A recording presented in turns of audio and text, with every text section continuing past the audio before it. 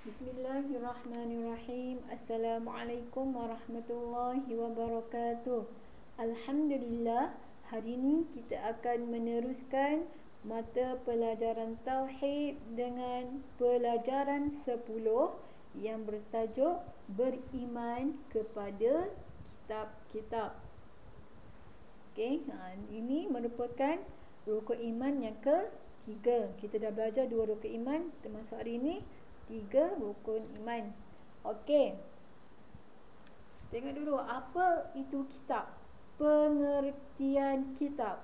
Kitab adalah himpunan wahyu Allah Ta'ala yang mengandungi petunjuk dan pedoman hidup. Itu adalah kitab. Maknanya himpunan atau kumpulan wahyu Allah yang diturunkan kepada Rasulnya yang mengandungi petunjuk dan pedoman hidup.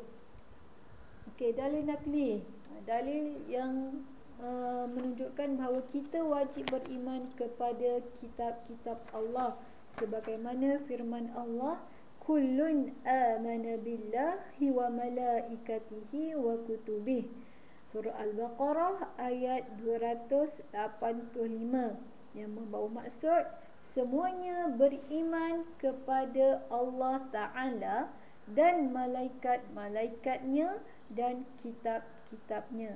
Dalil ini menunjukkan bahawa kita wajib beriman kepada kitab-kitab yang diturunkan oleh Allah Subhanahu Wa Ta'ala kepada Rasul-Rasulnya.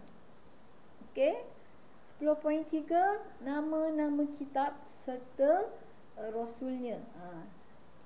Kita hanya ada 4 buah kitab yang wajib kita beriman.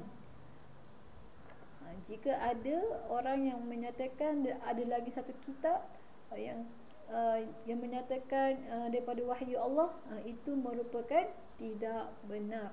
Hanya ada 4 kitab sahaja yang diturunkan oleh Allah kepada Rasul-Rasulnya. Okey, yang pertama kitab Taurat yang diturunkan kepada Nabi Musa alaihi salam. Yang kedua, kitab Zabur yang diturunkan kepada Nabi Daud alaihi salam. Yang ketiga, kitab Injil diturunkan kepada Nabi Isa alaihi salam. Yang keempat, Al-Quran diturunkan kepada Nabi Muhammad sallallahu alaihi wasallam. Al-Quran merupakan kitab terakhir yang diturunkan oleh Allah. Dan semua kitab ini mengandungi merupakan wahyu Allah yang mengandungi petunjuk dan pedoman untuk manusia. Kitab yang hanya ada sekarang ini hanya adalah kitab Al-Quran yang kekal selama-lamanya. Okey, yang hanya ada hanyalah Al-Quran. Yang tinggal kitab ni telah diubah suai oleh tangan-tangan yang tidak bertanggungjawab. Jadi yang tulis sudah tiada.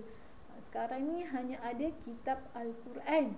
Dan kita wajib jadikan Al-Quran sebagai pedoman dan petunjuk dalam kehidupan kita. Dalam Al-Quran ini merangkumi semua aspek dari segi masalah rumah tangga, masalah pembagian harta, solat dan sebagainya. Al-Quran menceritakan segala-galanya, kisah-kisah para nabi dan sebagainya. Kita wajib beriman dan perlu mengkaji Al-Quran supaya kita lebih menambah keyakinan terhadap Al-Quran yang diturunkan oleh Allah Subhanahu Wa Ta'ala. Okey, hukum beriman kepada kitab. Tadi cikgu dah sebut. Okey, setiap orang wajib beriman kepada kitab. Okey, maknanya di sini semua umat Islam, setiap orang wajib beriman kepada kitab-kitab yang diturunkan oleh Allah. Bukan saja Al-Quran, tetapi kesemua keempat-empat buah Al-Quran yang telah diturunkan oleh Allah. Tapi yang hanya tinggal sekarang ini hanyalah Al-Quran. Okey. Seterusnya, kepentingan beriman kepada kitab-kitab. Yang pertama, beriman kepada kitab adalah rukun iman yang ketiga. Yang kedua, kita hendaklah beriman kepada kitab-kitab yang diturunkan kepada rasul-rasulnya. Maknanya kita di sini wajib beriman ke semua empat kitab, walaupun sekarang ni hanya tinggal Al-Quran. Yang tiga kitab yang lain telah diubah sesuai oleh tangan-tangan yang tidak bertanggungjawab. Okey, tuntutan beriman kepada kitab-kitab. Okey, yang pertama, beriman dengan penuh yakin bahawa kitab adalah wahyu Allah Ta'ala. Yang kedua, wajib mentaati segala perkara yang terkandung di dalam kitab, terutamanya Al-Quran. Yang ketiga, tidak sempurna iman seseorang sekiranya tidak beriman kepada kitab-kitab. Maknanya di sini iman kita boleh terbatal jika kita tidak percaya atau tidak yakin dengan terhadap kitab-kitab yang telah diturunkan oleh Allah Subhanahu Wa Taala. Sebab itulah kita wajib beriman, walaupun macam contohnya 3 kitab tu, kitab Taurat, kitab Injil dan kitab Zabur, kita tidak pernah melihatnya, tapi kita juga wajib beriman. Jika tidak, bila kita ada tidak yakin terhadap kitab-kitab, tidak beriman dengan sempurna terhadap kitab-kitab, dia boleh membatalkan iman kita. Okey, setakat ini saja cikgu tinggalkan sedikit latihan.